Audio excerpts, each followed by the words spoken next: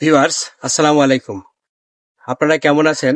সকলকে আমি আমার হ্যালো এবিসি চ্যানেলের পক্ষ থেকে স্বাগত জানাচ্ছি এবং ধারাবাহিক ভয়েস শিখনের অংশ হিসেবে বা গ্রামার শিখনের অংশ হিসেবে আজকে আমার নতুন টিউটোরিয়ালে আপনাদেরকে স্বাগত জানাচ্ছি।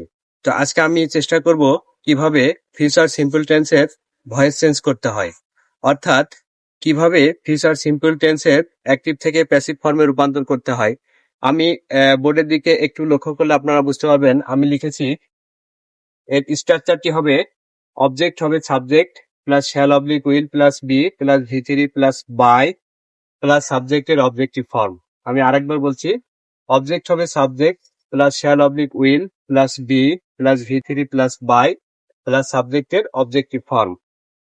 বন্ধুরা, আপনারা একটু লক্ষ্য করলে দেখতে পারবেন আমি এখানে দুইটা এক্সাম্পল লেখার চেষ্টা করেছি।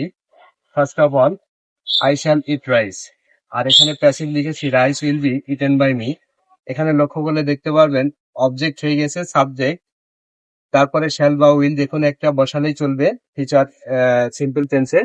তারপরে ফর্মুলা বি আপনারা দেখতে পাচ্ছেন, তারপরে ভি3 অর্থাৎ ইটের ভি3 হচ্ছে ইটেন, তারপরে ফর্মুলা বাই, এবং আপনারা জানেন সাবজেক্ট থাকলে তার অবজেক্টিভ ফর্ম আসে, আই সাবজেক্টের অবজেক্টিভ ফর্ম হচ্ছে মি।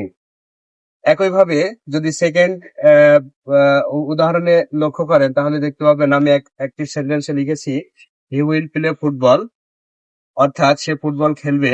এখানে আমি অবজেক্টকে সাবজেক্ট করেছি ফুটবল, তারপরে উইল, তারপরে ফর্মুলা বি, তারপর প্লের ভি3 প্লেড, তারপর ফর্মুলা বাই, এবং আপনারা জানেন হি থাকলে সর্বদা প্যাসিভের ক্ষেত্রে হিম বসে।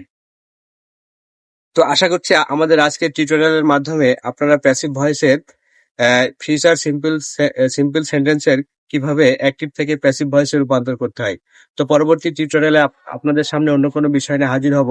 সে পর্যন্ত সকলে ভালো থাকবেন। Bye bye.